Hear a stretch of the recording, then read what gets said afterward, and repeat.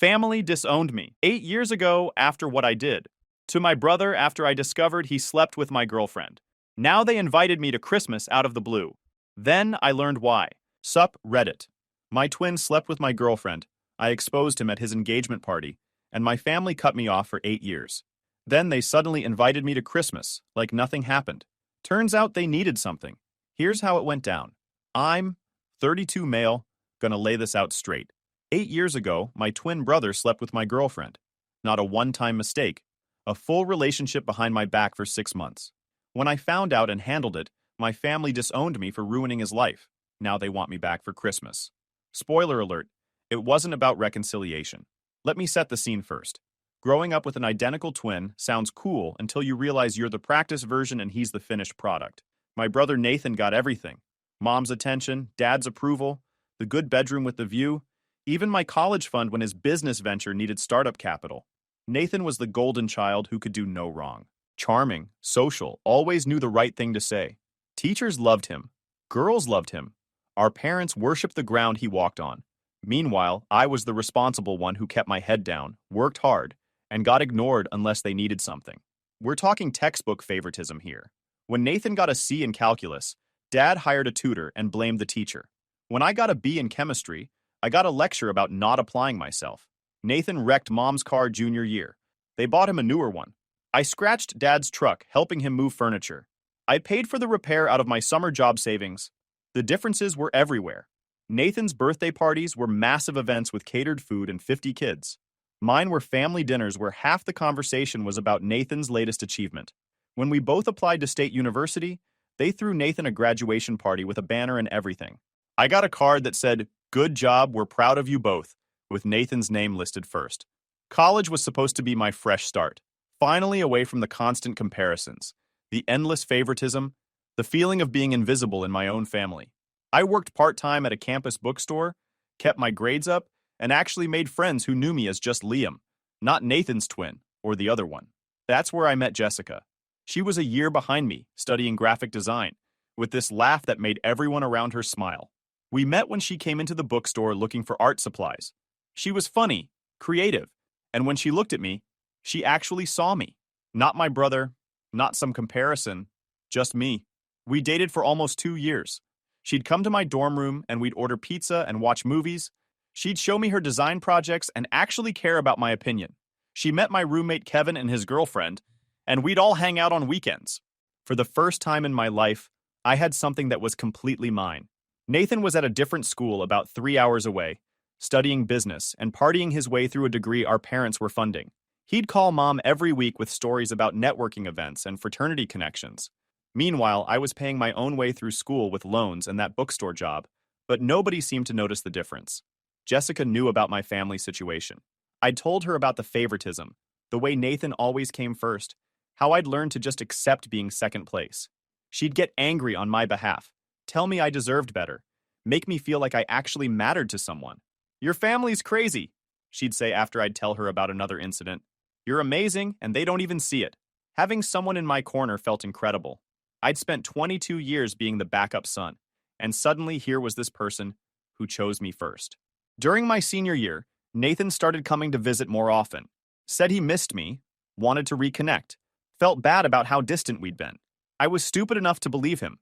He'd show up on Friday nights, crash on my couch, and hang out with me and Jessica and Kevin and his girlfriend. He was charming as always, making everyone laugh with stories about his fraternity or his business classes. Jessica seemed to enjoy his company, which made sense. Nathan was good at making people like him. That was his whole thing. Looking back, I should have seen the signs. The way Jessica started dressing nicer when Nathan was coming to visit. How she'd volunteer to grab coffee for everyone and Nathan would go with her. The private jokes that I wasn't part of, but I trusted them both. Nathan was my brother, and Jessica was my girlfriend. Why would I suspect anything? I found out the truth the worst possible way. It was March of my senior year. I'd gotten this scholarship notification, a decent academic award that came with $2,500.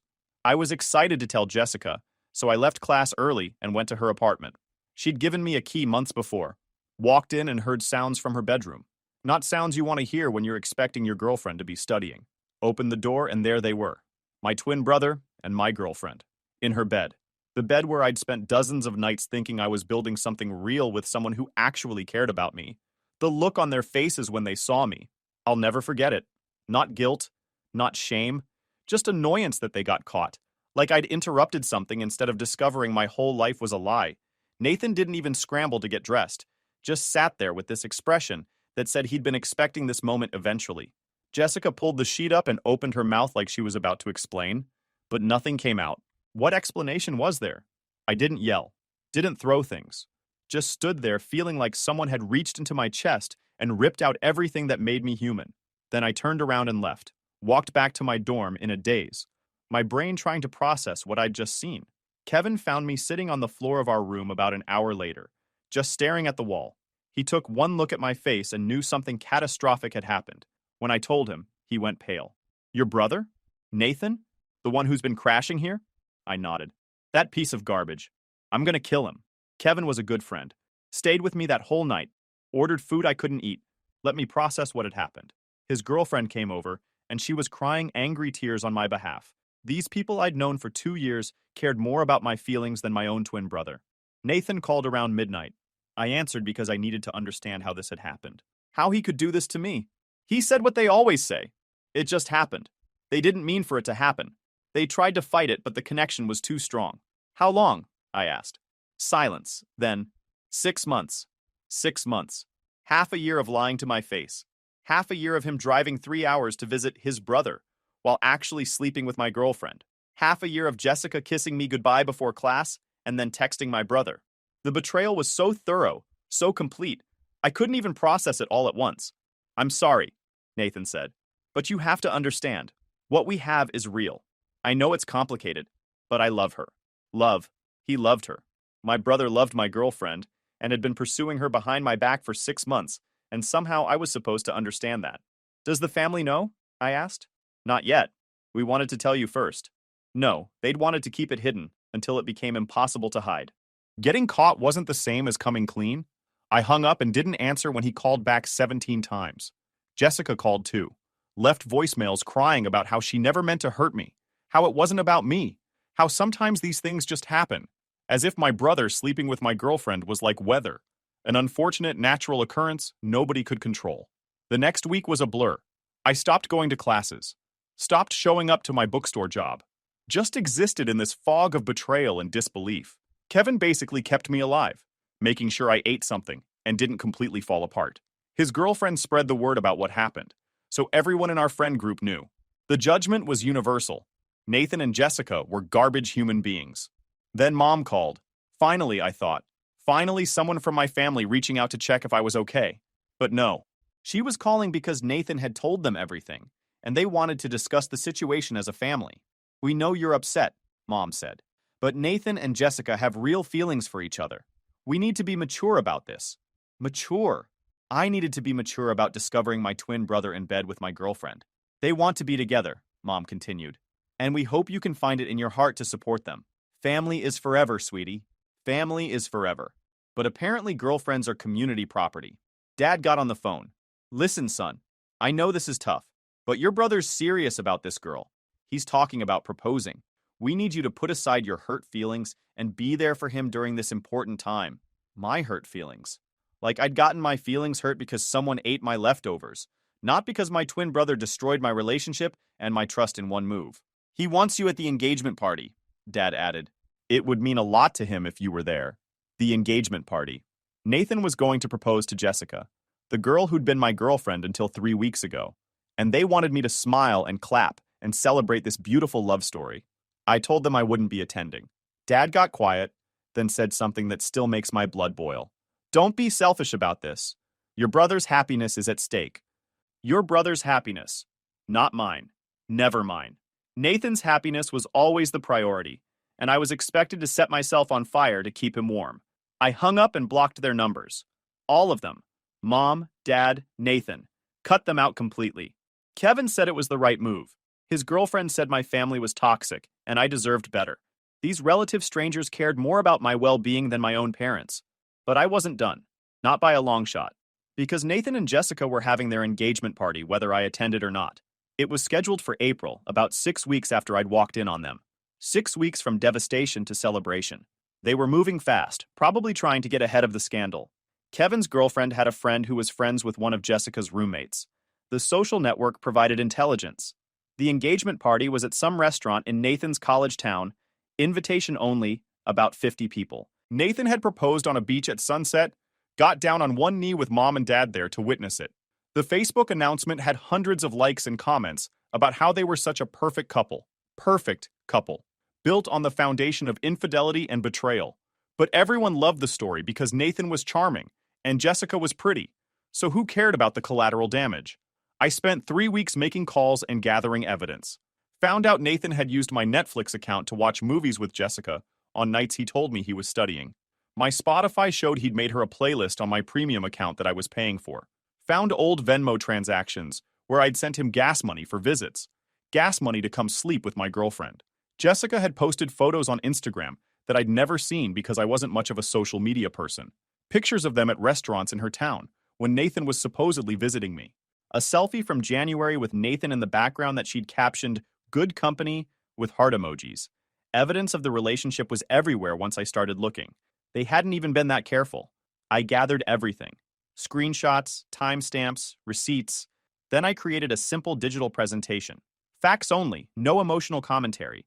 Just a timeline of their relationship starting 6 months before I found them together, overlaid with screenshots of my text conversations with Jessica, where she told me she loved me and couldn't wait to see me. The engagement party was on a Saturday night. I drove to Nathan's college town with Kevin, who'd insisted on coming along. We waited in the parking lot of the restaurant until the party was well underway. Could see through the windows, everyone dressed up, drinks in hand, Nathan and Jessica at the center of attention. Kevin and I walked in around 8 p.m.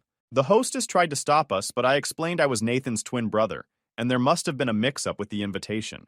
She looked confused, but let us through. Identical twins have some advantages.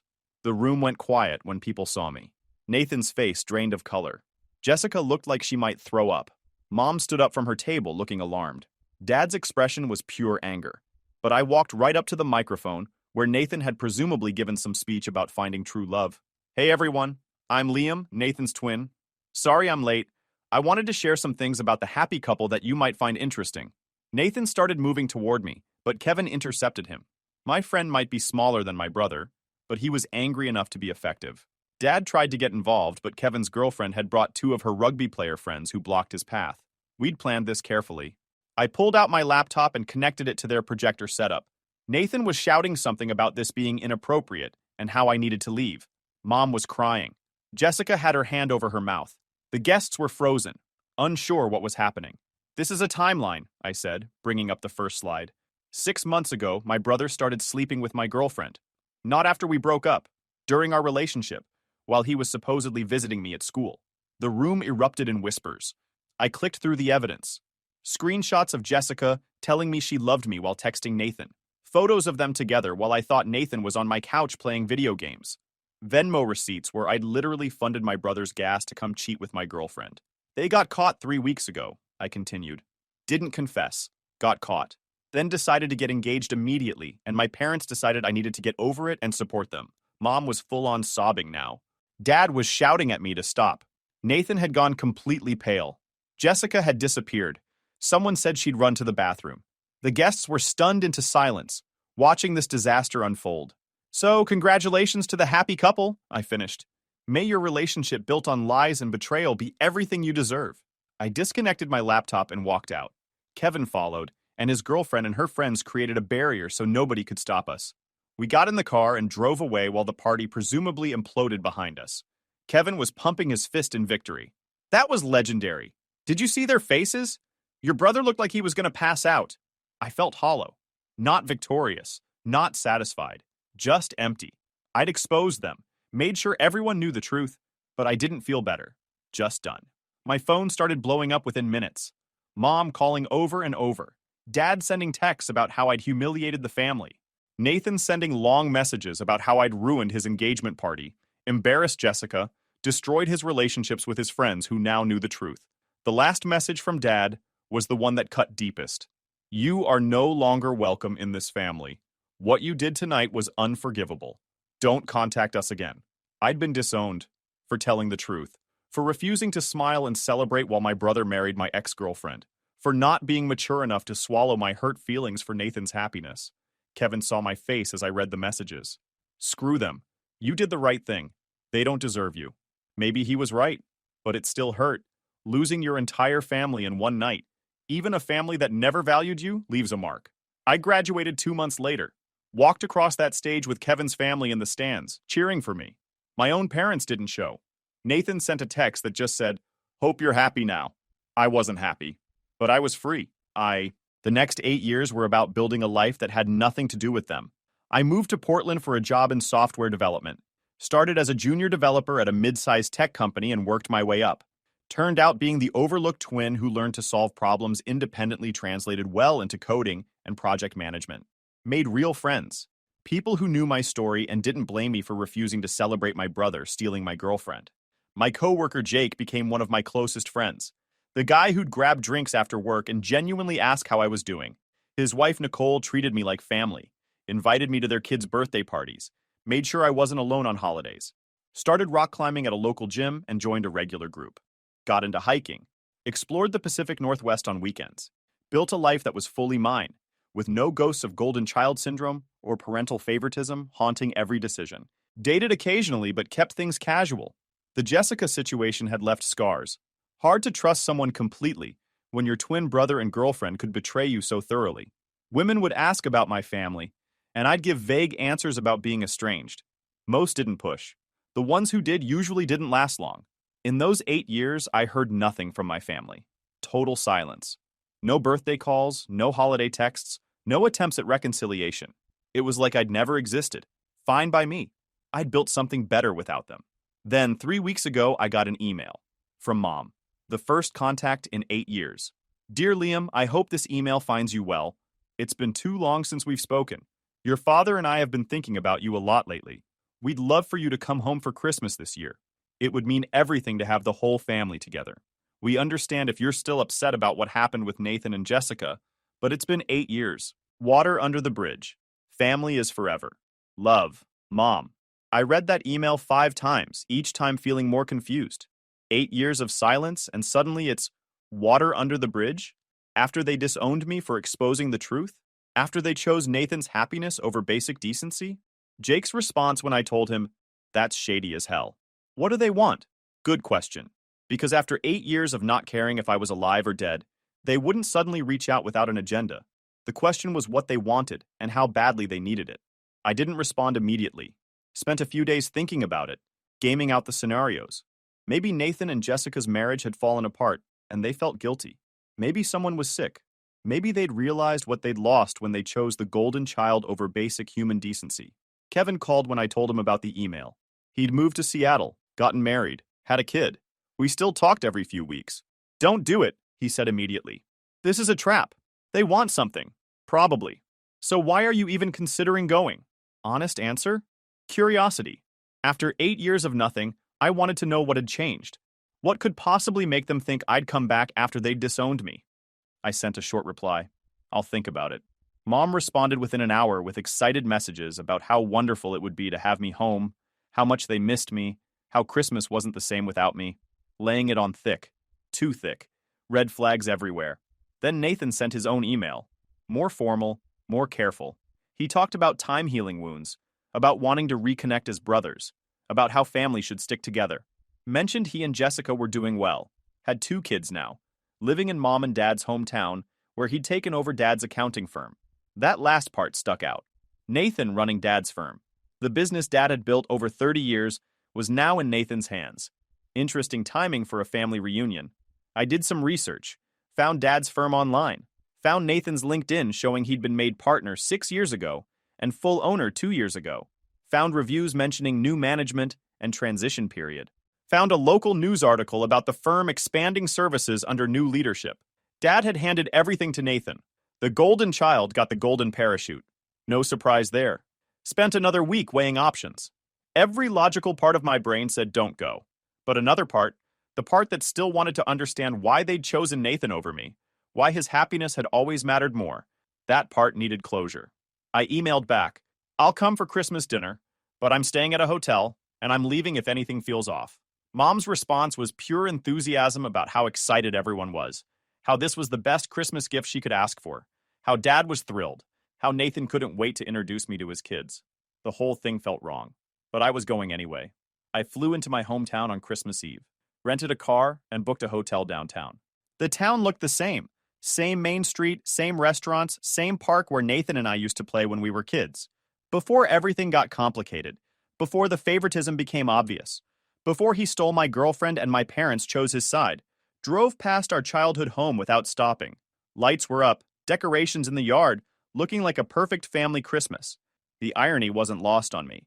Jake texted, "Not too late to bail. Say you got food poisoning. I'll back up your story." I texted back, "I came this far. Might as well see what they want." Christmas morning was surreal. I showed up at 11 a.m. as instructed for Christmas brunch, parked on the street and sat in the car for a few minutes, preparing myself mentally. Could see movement through the windows, people gathering, kids running around, the whole family Christmas scene. Mom answered the door. She'd aged, more gray in her hair, lines around her eyes. But the way she looked at me was the same. That slightly disappointed expression like I wasn't quite what she'd expected. "Liam, oh sweetie, you made it. Come in, come in." The house was exactly as I remembered. Same furniture, same photos on the wall, mostly of Nathan at various life milestones.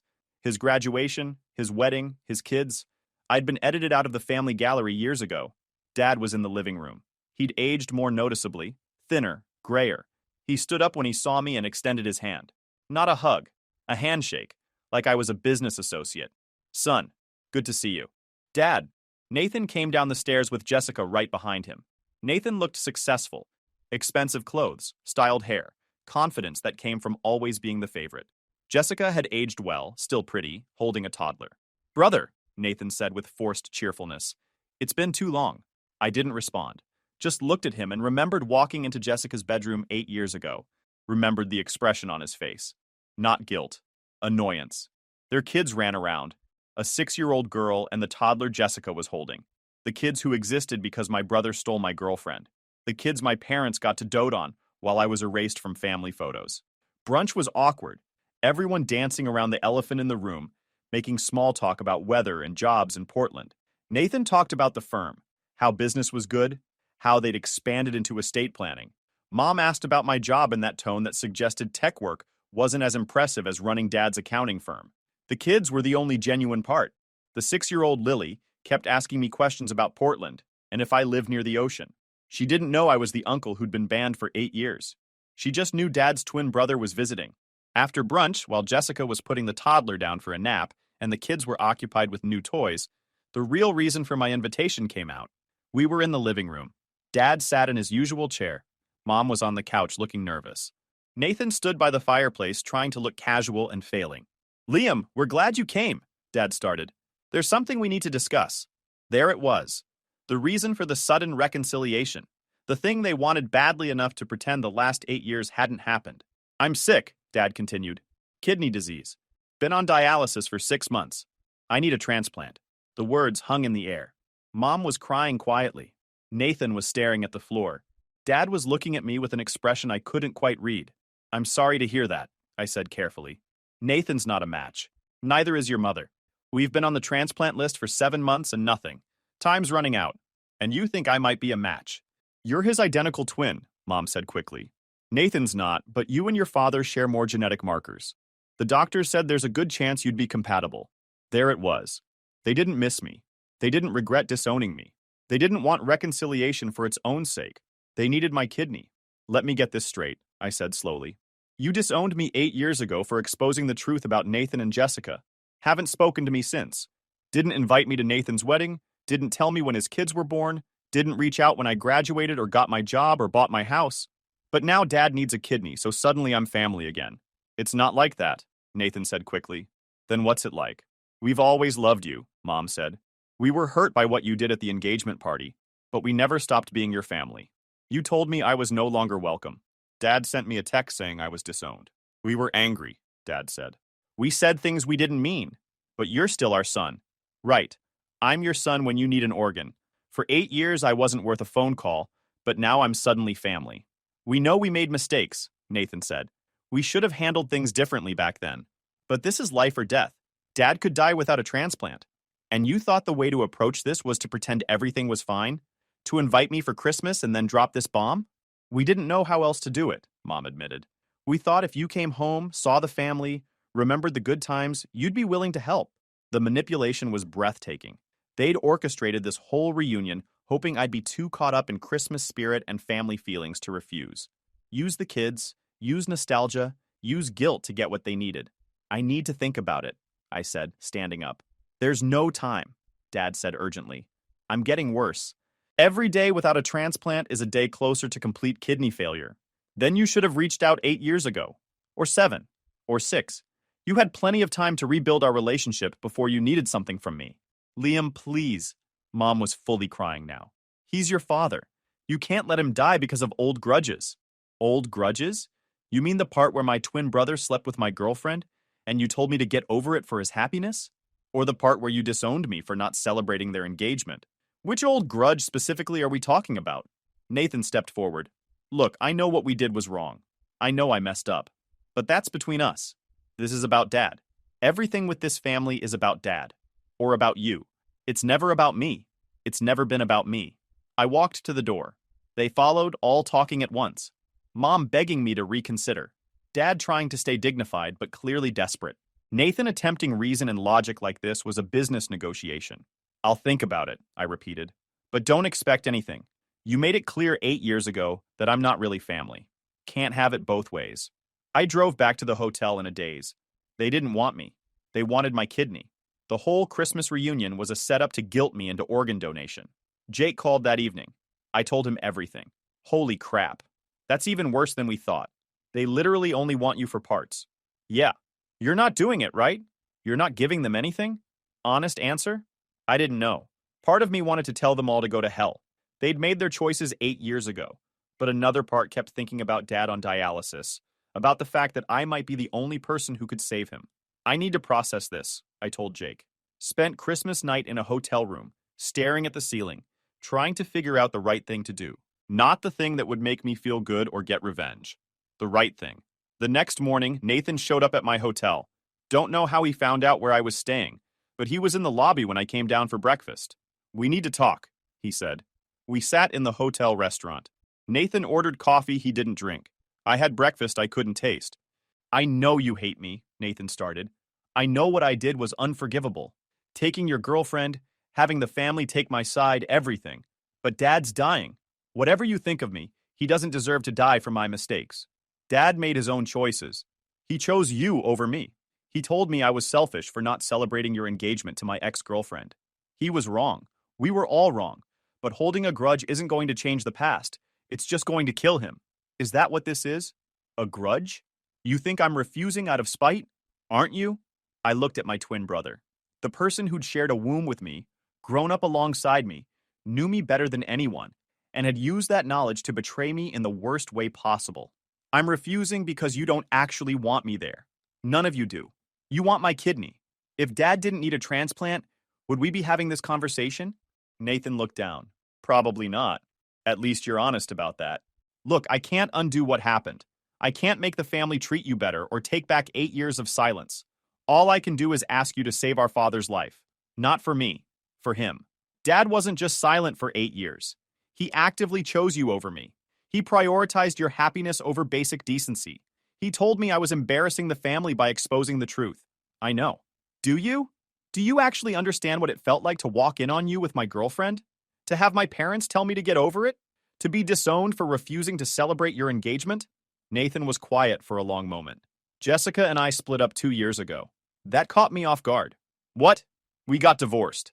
Turns out a relationship built on lies doesn't last. She cheated on me with a coworker. The irony wasn't lost on me. I didn't know what to say to that. Part of me felt vindicated. Part of me just felt sad. The kids live with her during the week, Nathan continued. I get weekends. Mom and Dad help when they can, but Dad being sick has made everything harder. The firm's struggling because I'm not there full time. Everything's falling apart. And you thought I'd feel sorry for you? No. I thought you should know that karma exists and I've paid for what I did. Not as much as you paid, but I've paid. And now Dad's paying for all of our mistakes. He left cash for his coffee and walked out. I sat there for a long time, thinking about everything he'd said. That afternoon, I called the hospital and asked about being tested as a kidney donor. The coordinator explained the process: blood tests, medical history, psychological evaluation. It would take weeks to determine compatibility and eligibility. Even if I was a match, there were risks to the surgery. Are you sure about this? The coordinator asked. Organ donation is serious. You should take time to think about it. I hung up without scheduling anything. Drove around my hometown, past the high school Nathan and I had attended, past the park where Dad had taught Nathan to throw a baseball while I watched from the sidelines, past Jessica's old apartment building where my relationship had imploded. The memories were everywhere. Every corner held some reminder of always being second place, always being the backup son, always being Nathan's twin instead of just Liam. My phone buzzed. Text from Mom. Have you thought about what we discussed? Your father's getting worse. Please consider helping him. Not, please come back because we miss you.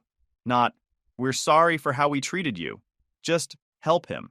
Because I was still just useful. Still just the spare parts, brother. I drove to my parents' house. Time to lay everything out and get real answers before I made any decisions.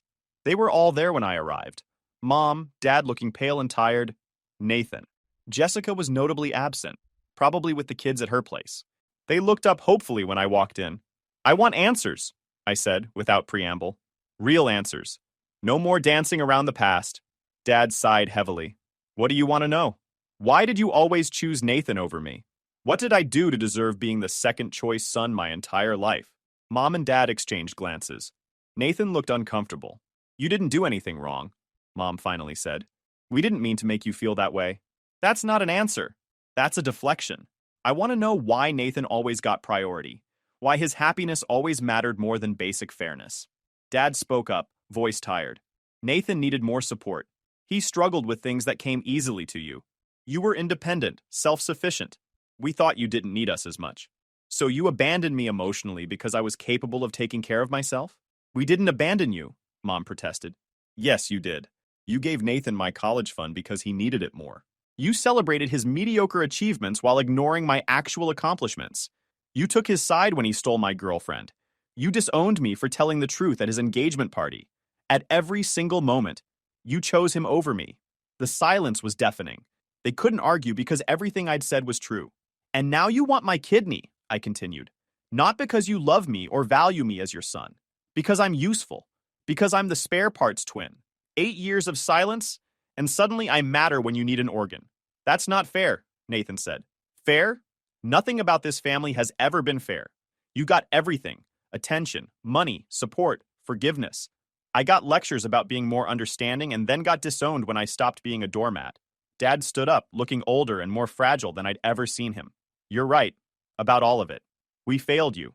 We prioritized Nathan because he needed more help, but we should have seen what we were doing to you.